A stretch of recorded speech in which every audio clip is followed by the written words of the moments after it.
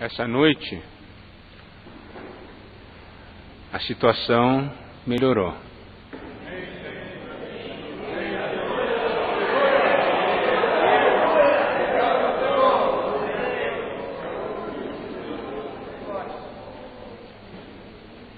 Você sabe,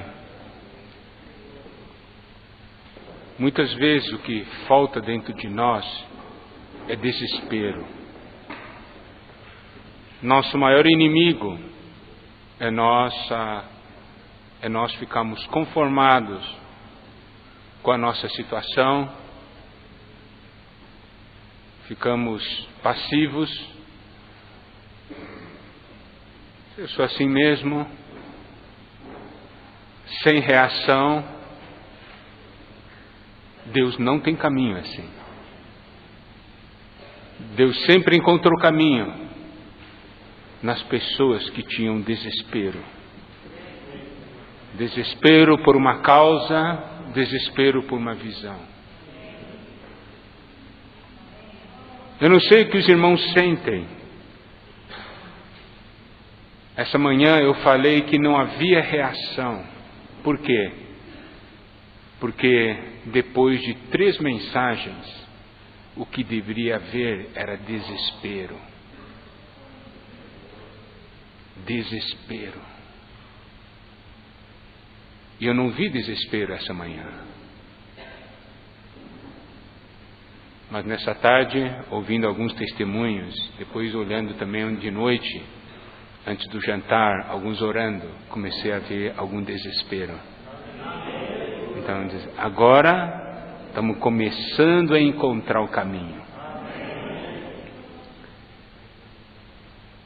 Em Mateus capítulo 20, versículo 29, em diante diz: saindo eles de Jericó, uma grande multidão o acompanhava. Eis que 2 cegos assentados à beira do caminho, tendo ouvido que Jesus passava, clamaram: Senhor, filho de Davi, tem compaixão de nós. Nós temos aqui 2 cegos. Eles estavam cientes, estavam claros que eles eram cegos, e tendo ouvido que Jesus passava, eles começaram a clamar. Eles não conseguiam ver, mas ouviram: Jesus está passando. E aí um desespero tomou conta deles. Eles começaram a clamar. 31. Mas a multidão os repreendia para que se calassem. Eles, porém, gritavam cada vez mais: Senhor, filho de Davi, tem misericórdia de nós. Viu? Tinha gente repreendendo: fica quieto, para! E eles gritavam cada vez mais. Hoje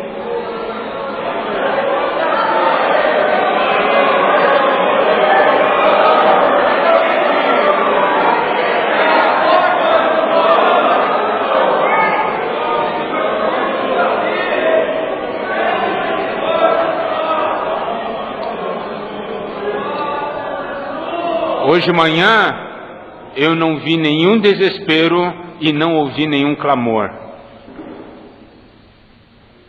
Tá certo? E Jesus estava passando.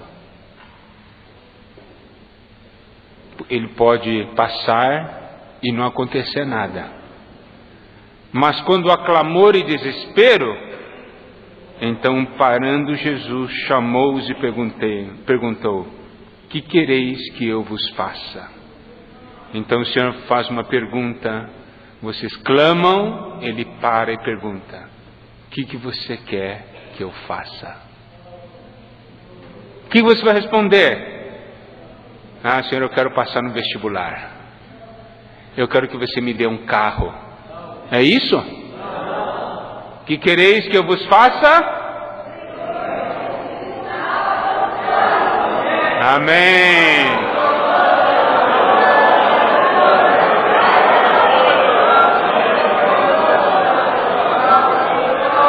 Senhor, que se nos abram os olhos. Condoído, Jesus tocou-lhe os olhos e imediatamente recuperaram a vista e o foram seguindo. Não é maravilhoso? Veja, aqui existe um quadro maravilhoso. Irmãos, esse é o caminho que nós temos de andar. Não pensem que nós vamos conseguir crescer, que nós vamos conseguir ser jovens úteis na mão de Deus, se nós somos pessoas passivas, tardios em reagir. Deus não tem caminho assim. A situação normal é o seguinte: por favor, jovens, fiquem um pouco quietos, parem de clamar, parem. Daí, quanto mais manda parar, mais forte fica, tá certo? Essa é a situação que deveria acontecer. Então, louvado seja o Senhor que está começando a entrar nos eixos, né? Amém. Como está começando a entrar nos eixos, nós podemos continuar com o encargo.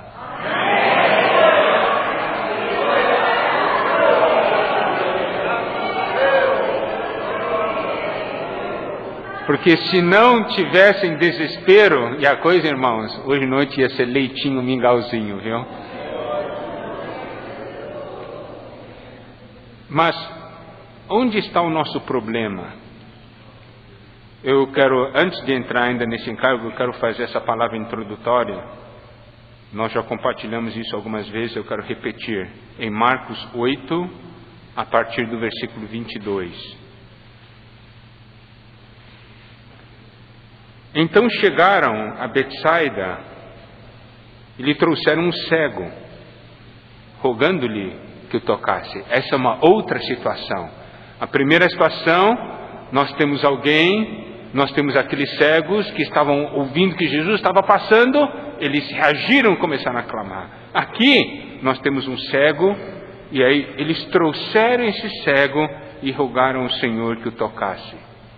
Olha o versículo 23. Alguns vieram de boa vontade, alguns talvez foram trazidos para cá.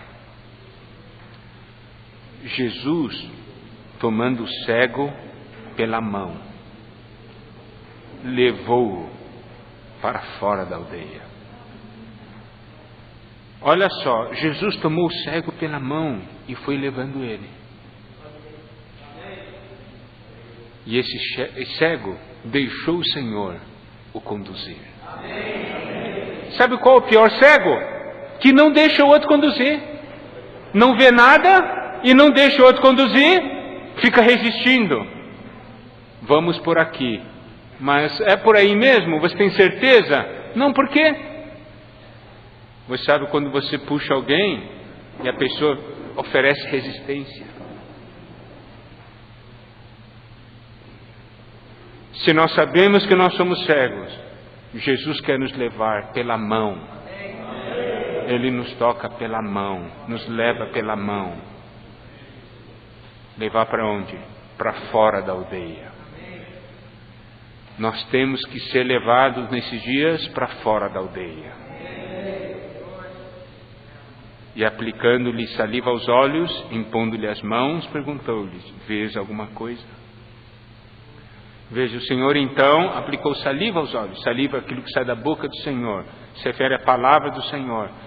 Ele aplicou nos olhos, impôs as mãos e perguntou: você vê alguma coisa? Versículo 24. Este, recobrando a vista, respondeu: vejo os homens, porque como árvores os vejo andando. O Senhor perguntou para ele: você vê alguma coisa? Ele respondeu. Irmãos, olha a preciosidade do fato. Ele respondeu. Não ocorreu o fato de o Senhor perguntar para ele ficar quietinho, sem reação.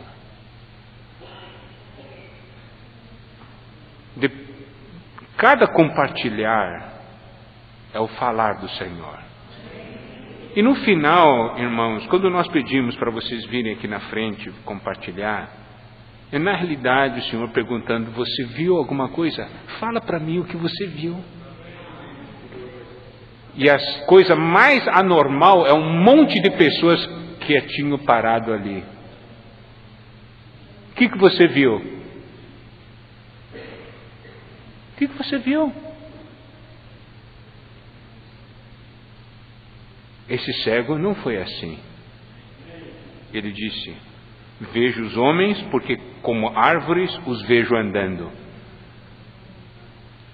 Falou uma besteira, não falou? Mas pelo menos o Senhor sabia o que ele estava vendo. Diz assim: esse não está vendo bem não.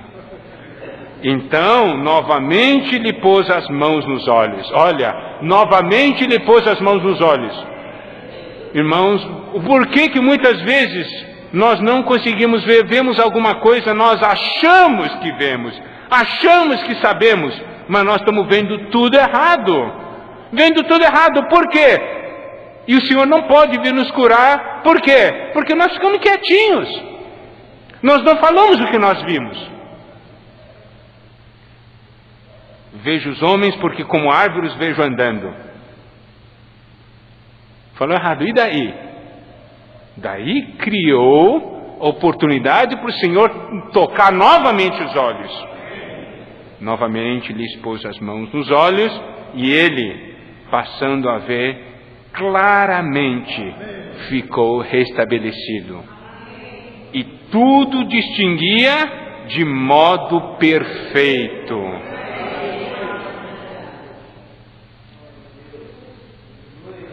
Você ouve uma mensagem: agora eu sei, agora eu sei. Agora eu sei. Você vem falar aqui na frente, não viu ainda. Está vendo homens como árvores andando. Não viu ainda. Dá chance para o Senhor vir tocar de novo. Não tenha medo de falar. Quando o Senhor perguntar: o que você está vendo? Fale. Se você viu errado, sabe o que vai acontecer? O Senhor vai tocar nos seus olhos de novo para você ver direito. Agora, se você não fala nada, você vai ficar vendo a coisa errada o resto da vida.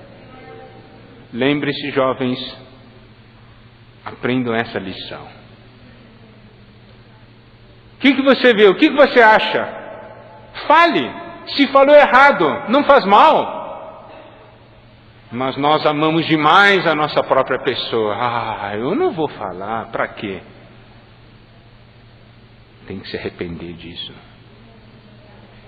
E mandou Jesus embora para casa, recomendando-lhe: não entres na aldeia, não volta para a aldeia não, viu? Tá bem? Esse aqui é uma palavra adicional para ajudá-los, tá certo? A ter desespero, não deixar o Senhor passar em vão. Para muitos, o Senhor passou e não aconteceu nada. Mas isso não pode acontecer com a gente. Não pode.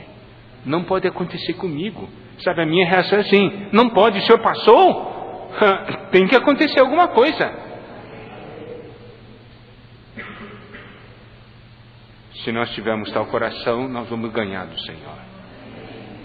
O Senhor perguntou: o que você viu? Fala, não tenha medo. O Senhor vai pôr de novo as mãos em você. Você vai ver claramente e vai distinguir tudo de um modo perfeito. Está bem?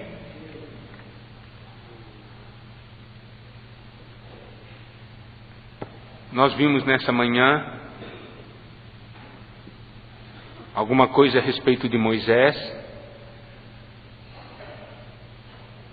como ele na sua infância, ele recebeu uma educação na palavra de Deus, e o que ele recebeu guardou.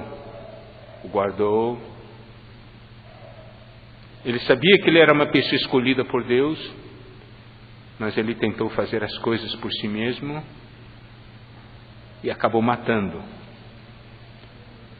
Ele foi para o deserto, e quando ele estava de acordo com o seu sentimento no final da sua vida,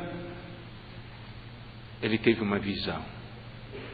E essa visão mudou a vida dele. Ele viu uma sarça ardente.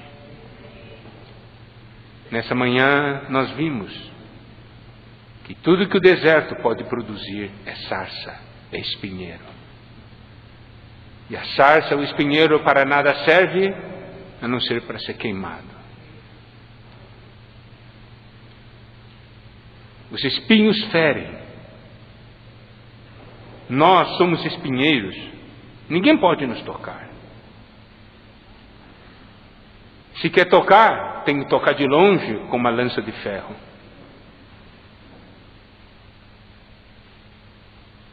E vimos também que nós, como espinheiros, como espinhos, nós constantemente ferimos o Senhor. Quando o Senhor estava na terra para ser crucificado, foi colocado nele uma coroa de espinhos. Este é o ferimento que você e eu causamos a ele. Uma sarça, um espinheiro que não serve para nada, Deus pode usar. Deus pode usar. Se nós nos considerarmos alguma coisa, nós não podemos ser úteis para Deus. Mas quando nós vemos que nós somos uma sarça, nós não temos nada, mas Deus quer habitar na sarça. Nós vimos que Deus é chamado como aquele que habitava na sarça. E essa porção é colocado na porção, na bênção de José, aquele que tinha realeza. Isso quer dizer que Deus quer nos mostrar que apesar de nós sermos uma sarça, que para nada serve, Ele deseja habitar na sarça. Aquela sarça queima, mas não se consome. Esse fogo santo purifica e santifica. E essa sarça pode ser útil na mão de Deus. Irmãos, foi depois que ele teve tal visão, que teve a comunhão com Deus, que ele voltou para o Egito e pôde tirar o povo do Egito. Ele se tornou uma pessoa útil na mão de Deus. Então aquela visão foi uma visão que mudou sua vida. Todos nós precisamos ter uma visão que muda a nossa vida. E essa visão que muda a nossa vida, sabe, é a visão que nos torna uma pessoa útil nas mãos de Deus.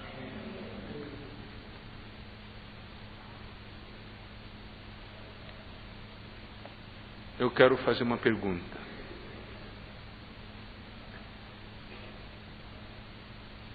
Quantos de vocês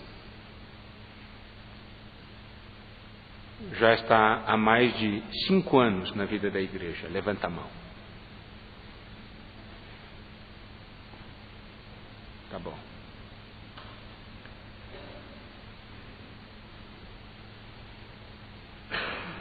Muitos anos, 5 anos, já são alguma coisa.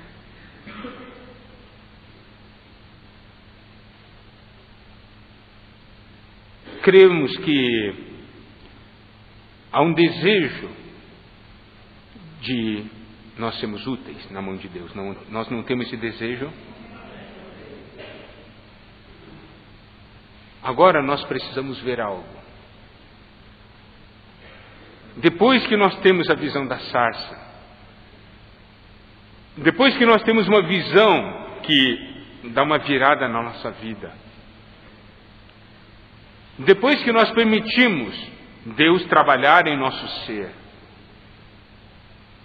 constituindo o seu ser dentro de nós, depois que nós deixamos o Senhor trabalhar em nosso interior, aplanando os caminhos, endireitando as veredas,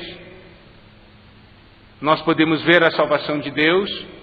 E ainda mais, depois de todo esse trabalho, deve haver em nós um resultado deve haver dentro de nós um sintoma. Qual sintoma que deve haver?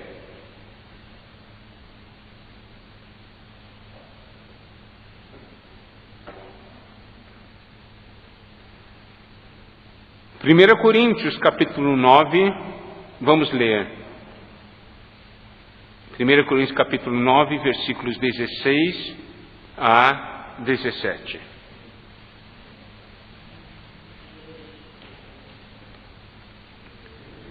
Primeira Coríntios 9, versículos 16 a 17. Vamos ler esses versículos com um espírito forte. Amém. Se anuncio o Evangelho, não tenho de que me gloriar, pois sobre mim pesa essa necessidade. Porque ai de mim, se não pregar o Evangelho.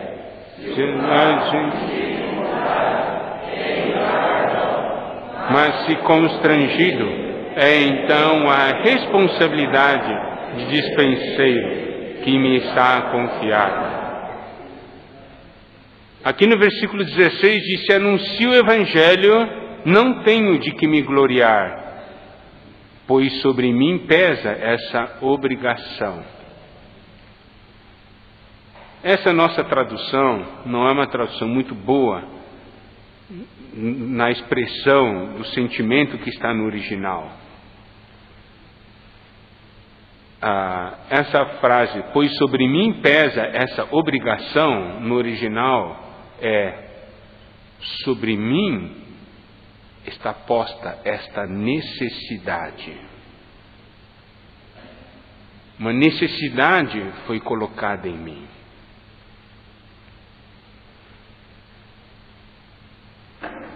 Porque ai de mim se não pregar o Evangelho. Essa necessidade também tem uma outra tradução. É uma força que me compele. É uma força que me leva a fazer isso. É uma necessidade. Eu tenho uma necessidade. Foi colocado dentro de mim uma necessidade. E essa necessidade é algo diretamente ligado à responsabilidade. Porque ele diz no versículo 17: se eu faço de livre vontade, tenho galardão. Mas se constrangido, é então a responsabilidade de dispenseiro que me está confiada. Observe uma coisa aqui. Uma responsabilidade foi confiada. Uma responsabilidade foi entregue. Agora, eu ao tomar essa responsabilidade, quando eu faço de livre vontade, eu tenho galardão. Agora, quando eu não faço de livre vontade, eu faço por causa da responsabilidade.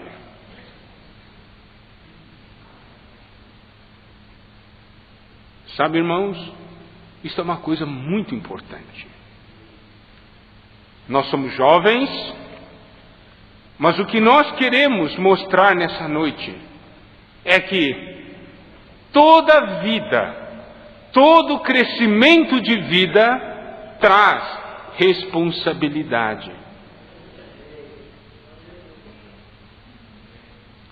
Todo crescimento de vida traz responsabilidade.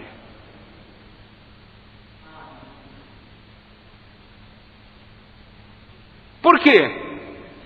Deus fez dessa maneira. Nós temos uma necessidade.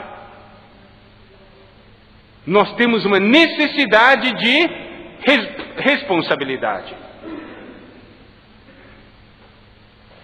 Eu pergunto,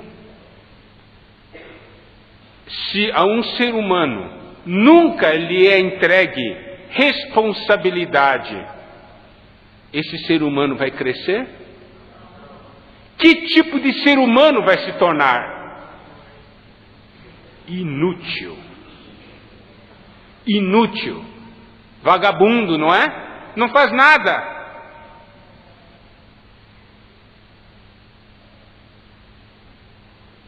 Sabe? Todos nós temos uma necessidade. Temos necessidade de responsabilidade.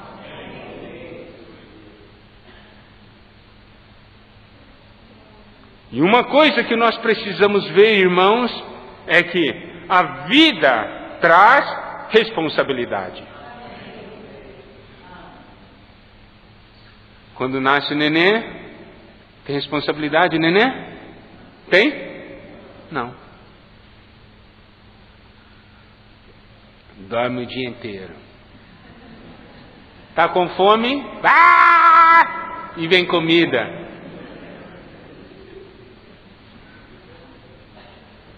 Nenhuma responsabilidade. Eu quero fazer uma pergunta. Hoje, na vida da igreja, você dorme o dia inteiro? Quando está com fome, dá um irmão vem alimentar você? Se você é assim, você ainda é um nenê. Você é um nenê. Mas eu tenho 10 anos de vida da igreja. Você é um nenezão, então.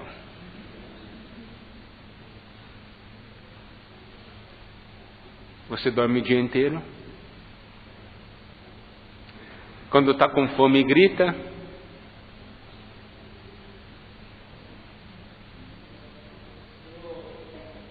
Suja as fraldas. E aí, suja as fraldas, eu choro e eles vêm e trocam minhas fraldas.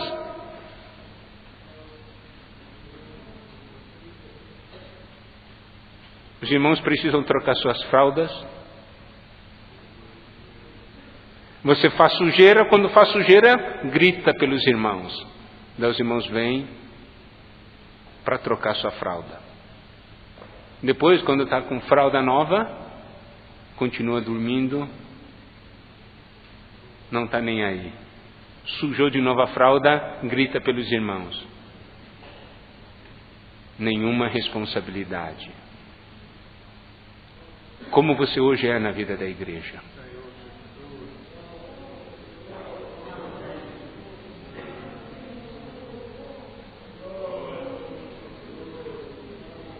Vamos orar um pouquinho, vamos orar um minuto para o Senhor.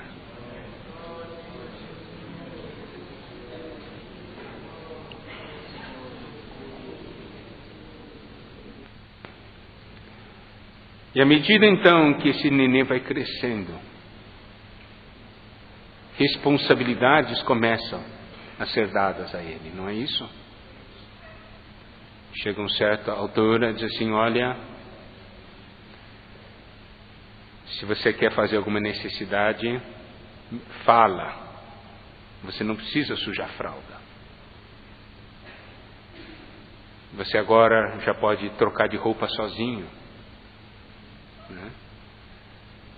Seus brinquedos você pode guardar. Não é assim? A responsabilidade então começa a ser entregue. Isto é uma necessidade. Para o crescimento normal de uma pessoa, a necessidade de responsabilidade. De responsabilidade ser entregue.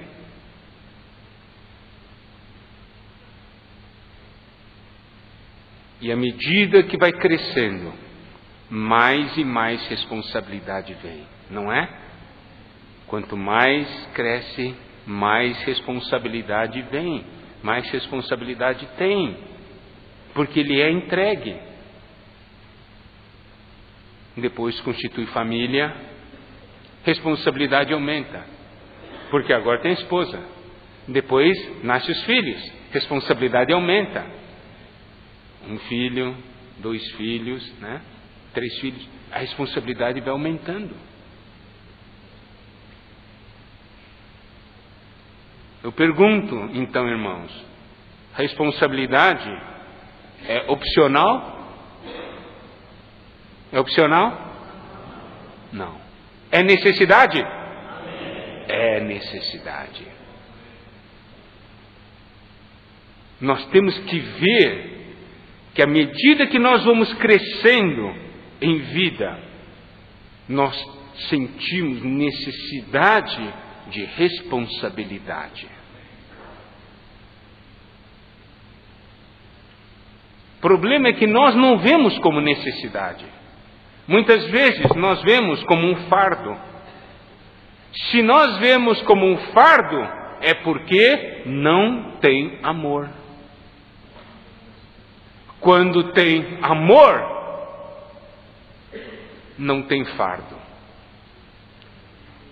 Eu quero fazer uma pergunta para vocês. Nesses dias que nós aqui estamos, tem vários irmãos e irmãs servindo ali na cozinha, servindo em vários lugares. Não é? Eles estão ganhando salário muito bom, não é isso, irmãos? Estão ganhando R$1.000 por dia, não é? Por isso que estão aqui. É isso?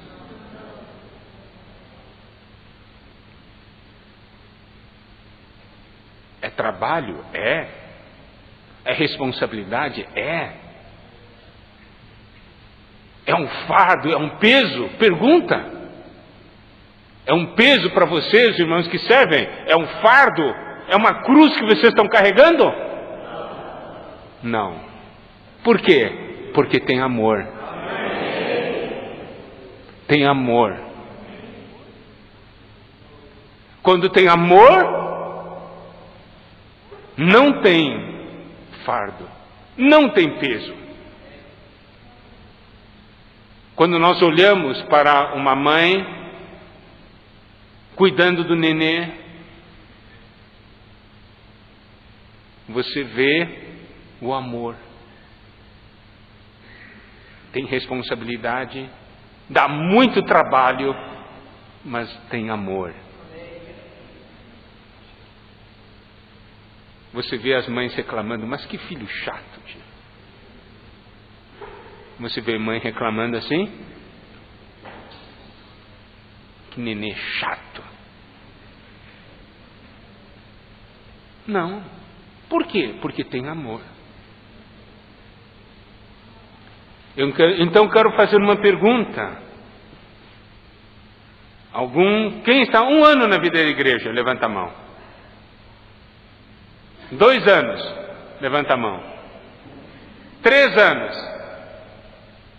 4 anos? 5 anos? 6 anos? 7 anos? 8 anos? Ué, está faltando gente, não, alguma coisa está errada aí. Alguém não levantou a mão aí. Levanta a mão bem alto. 1 ano? 2 anos? 3 anos? 4 anos? 5 anos? 6 anos?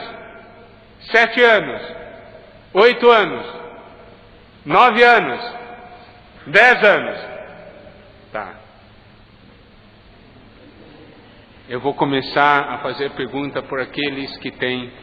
Então, o resto, mais do que 10 anos, levanta a mão. Tá bom. Tem uma turminha boa. Tá bom.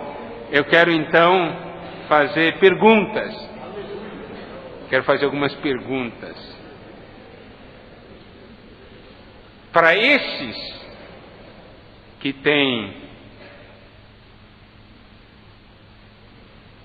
mais de 10 anos. Tá? Uma pergunta para aqueles que têm mais de 10 anos. Alguma responsabilidade lhe foi confiada?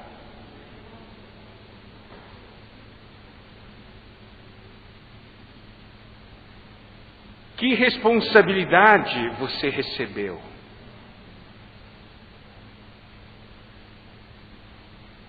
Aqueles que têm 10 anos, para aqueles que têm 9 anos, 8 anos, 7, 6, 5, 4, 3, 2, 1. Os anos passaram. Quem tem mais de 10 anos? Começou com 1 ano, não foi? Depois 2, não começou com 10 anos, começou com 1 ano. Eu quero fazer uma pergunta. Os anos passaram. E que responsabilidades foram lhe confiadas?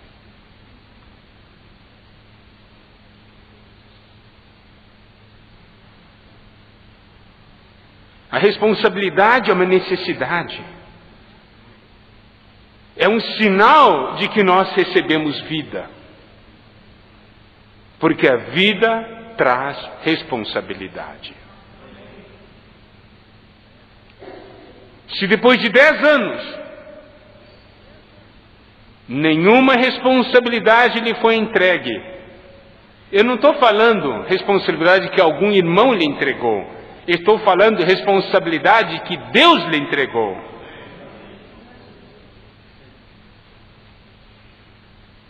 Isso é um termômetro para o nosso crescimento de vida.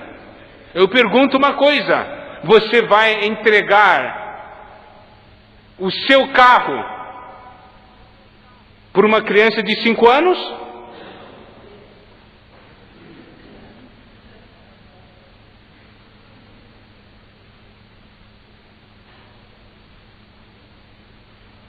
De acordo com os nossos anos na vida da igreja, Deus já deveria ter entregue algumas responsabilidades. Se nós recebemos ou não tal responsabilidade, isto é um termômetro, é um medidor de quanta vida realmente nós ganhamos e quanto nós crescemos. Se depois de 10 anos, nenhuma responsabilidade lhe foi confiada, você tem que ficar desesperado diante do Senhor. Você deve dizer: eu não cresci, então eu não cresci nada. Eu tenho passado esses anos em vão, eu não cresci nada. Eu não cheguei num estágio de Deus entregar algo para mim.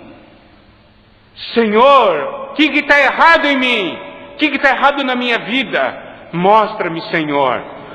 É hora de ficar desesperado.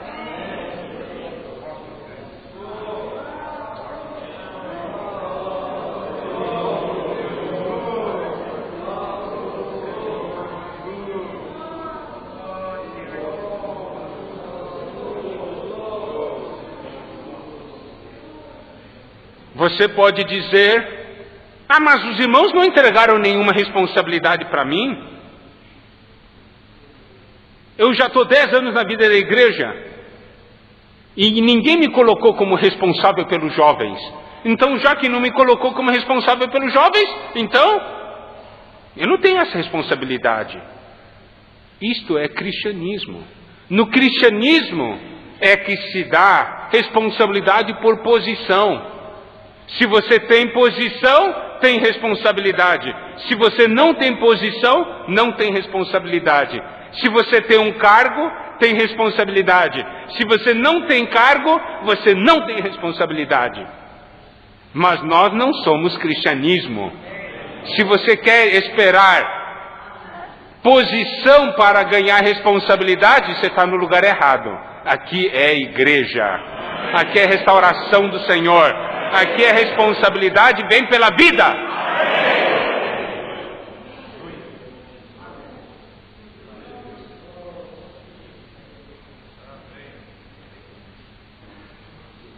Na igreja, a responsabilidade vem da vida, vem pela vida.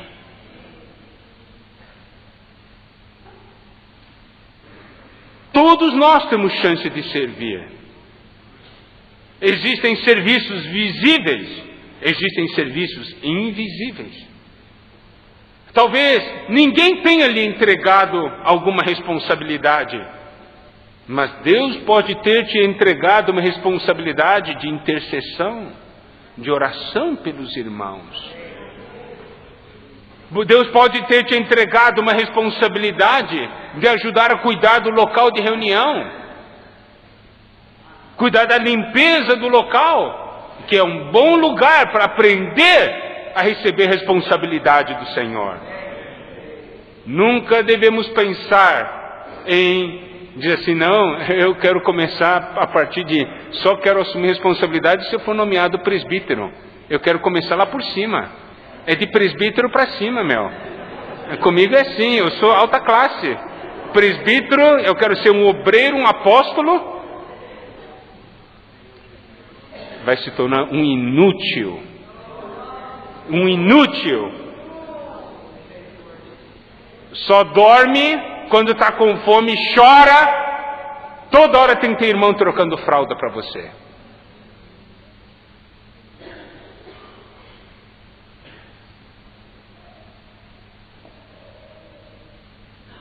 Se você não tem responsabilidade, você não tem muita vida. Não é você dizer, eu estou cheio de vida. Se você tem vida, Deus lhe entrega responsabilidade. Essa é a necessidade que nós temos. Quando preciso de voluntário para alguma coisa, tomara que o irmão não me veja. Eu até me encolho aqui. Ficar escondido atrás de um irmão bem grandão. É um bebê. Assim, eu sou vivo. Vivo não, você é morto. Morto. Morto.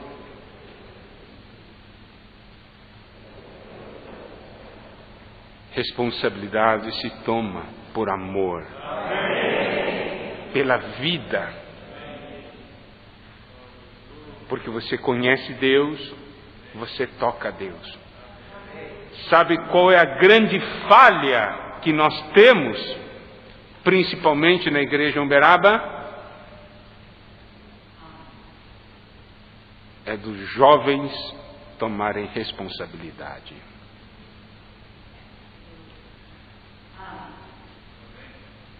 Em Uberaba, é também em grande parte do país.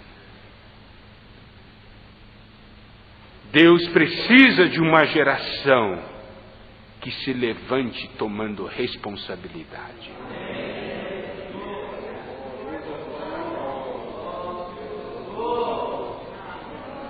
Se nós queremos fugir de responsabilidade, nós vamos ser eternamente bebês.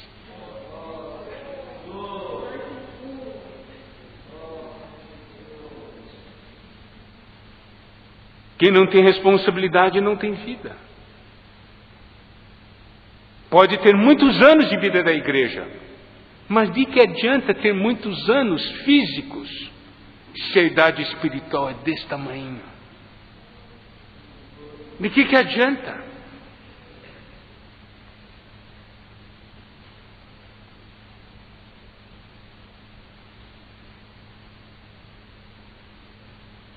Sabe de uma coisa? À medida que Deus vai dando vida, Deus vai exigindo.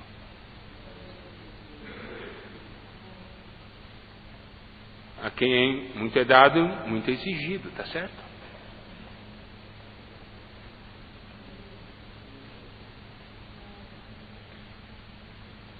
Então,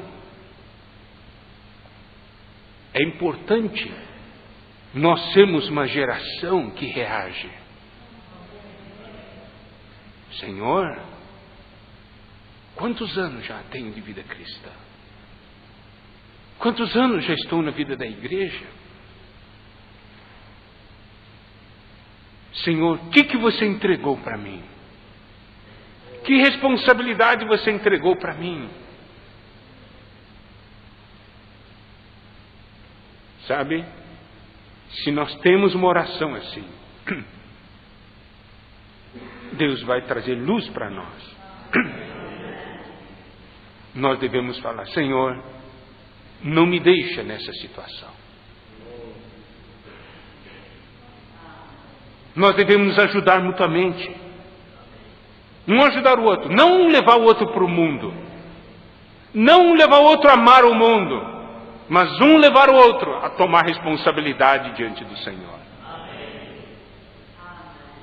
Vamos orar de 2 em 2.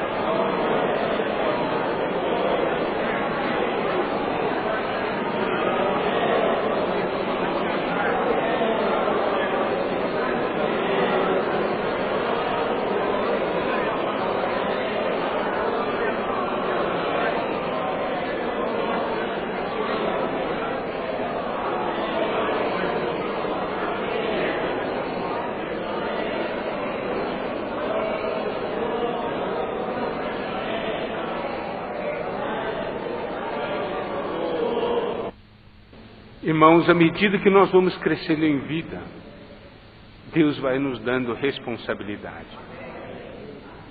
Você sabe, quando o homem foi criado, Deus entregou ao homem responsabilidade, não foi assim? Porque é uma necessidade. Incumbiu o homem de cultivar e guardar o jardim. Mas o homem caiu, o homem falhou. E por causa dessa queda, Deus então fez uma pergunta. E a pergunta foi: onde estás? Onde estás? Porque o homem jogou fora a sua responsabilidade. Não cumpriu com sua responsabilidade. Por isso o Senhor hoje também faz essa pergunta para nós: onde estás? Depois de 1 ano da vida da igreja, onde estás? Depois de 2 anos de vida da igreja, onde estás? Depois de 3 anos de vida da igreja, onde estás? Depois de 4, 5, 6, 7, 8, 9, 10, 11, 12, Deus pergunta: onde estás?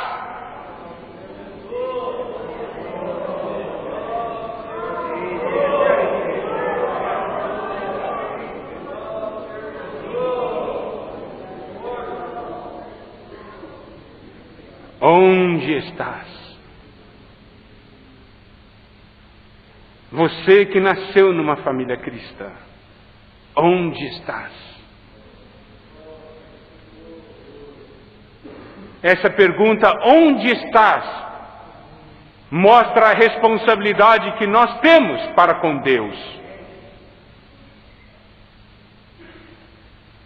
Tá certo? É algo ligado ao nosso relacionamento com Deus.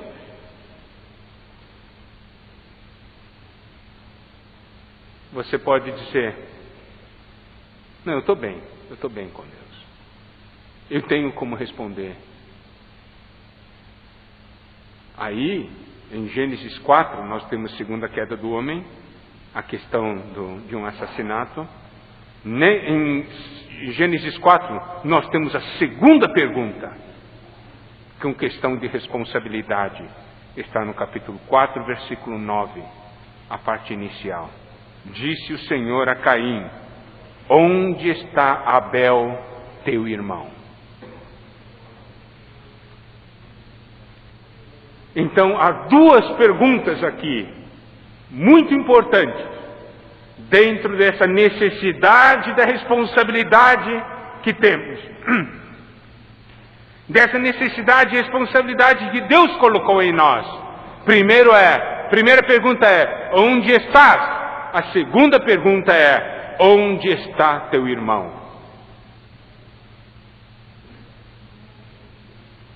Onde está teu irmão?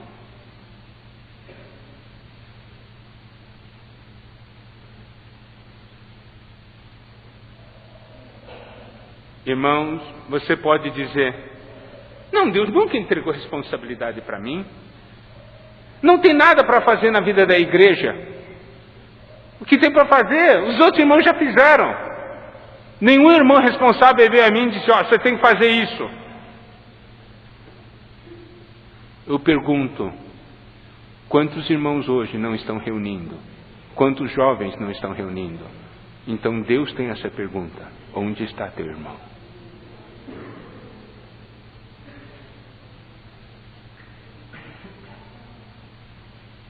Onde está teu irmão?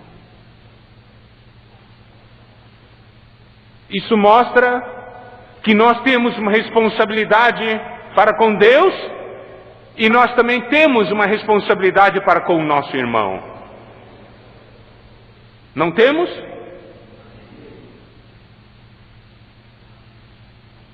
Nessa manhã, na introdução, eu falei sobre a importância e por que nós praticamos orar de 2 em 2, orar e ler 2 a 2. Esta é a nossa responsabilidade pelo nosso irmão. Não é costume. Ah não, tem um costume na igreja, orar 2 a 2. Então, vamos orar maquinalmente. O outro irmão, pô, terminou. Eu vi muito isso aí.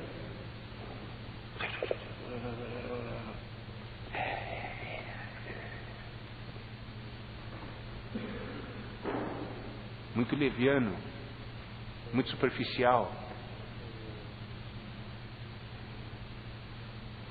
Deus vai perguntar para você: onde está teu irmão?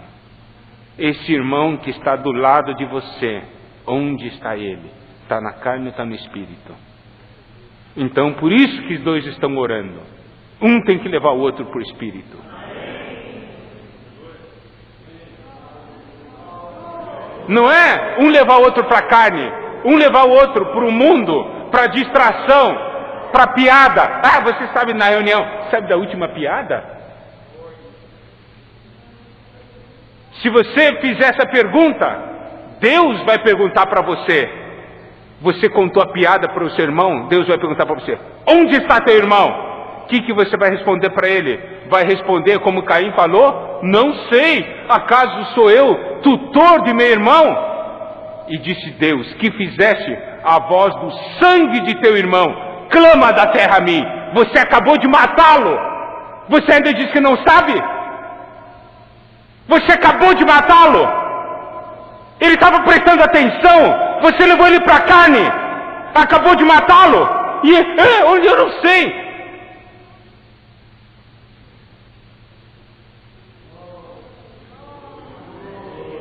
Essa é a razão por que não cresce.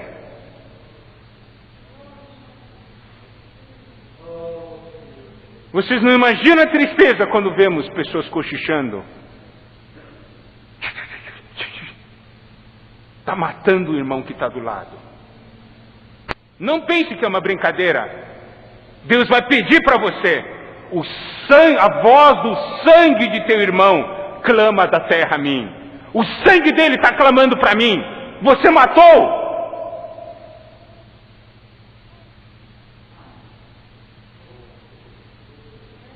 Não é brincadeira, irmãos.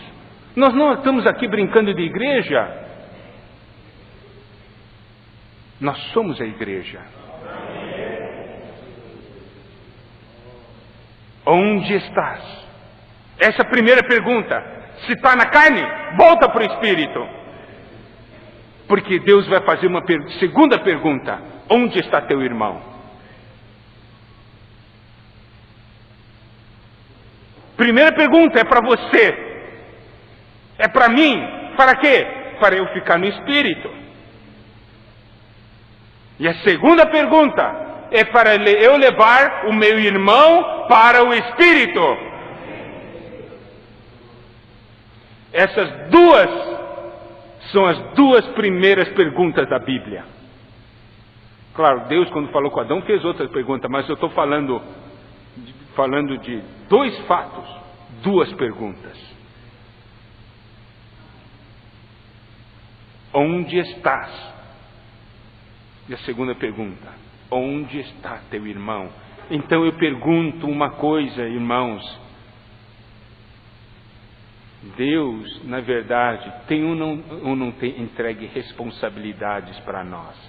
Precisa de algum irmão falar para você, eu nomeio você tutor desse outro irmão. Precisa? Deus não entregou já? Já. Nós tomamos essa responsabilidade? Aí que está a questão. A situação da igreja, isso aqui é dos irmãos responsáveis. Isso aqui é daquele irmão que cuida. Eu não tenho nada a ver com isso. Eu não sou tutor do meu irmão.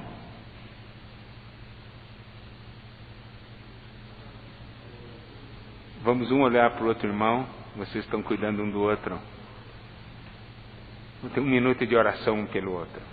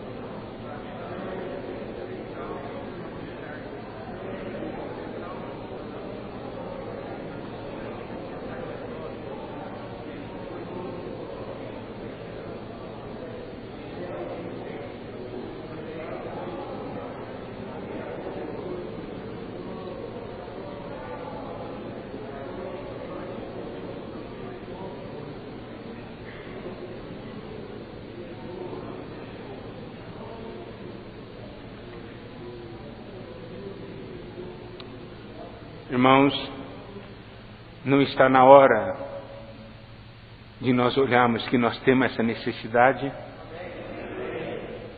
Não está na hora de falar para o Senhor, o Senhor pode me dar responsabilidade?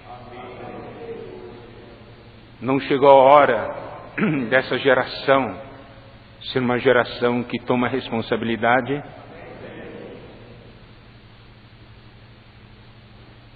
Então, o encargo dessa noite é essa visão de que nós temos uma necessidade de responsabilidade. E dentro disso, tendo a visão de que a vida traz responsabilidade, e dentro desse fato, essas duas perguntas: onde estás? E onde está teu irmão? Que nós possamos responder para o Senhor nessa noite, no quarto, na nossa comunhão com Ele. Possamos responder ao Senhor na comunhão uns com os outros. Que o Senhor possa abrir os nossos olhos e nos levar à frente. Está bem? Vamos fazer então pequenos grupos para cuidar um do outro. Depois, irmãos que venham aqui na frente falar, o Senhor vai perguntar: o que você viu essa noite? Fala para mim. Não tenha medo de falar errado. Tá certo? Jesus é o Senhor.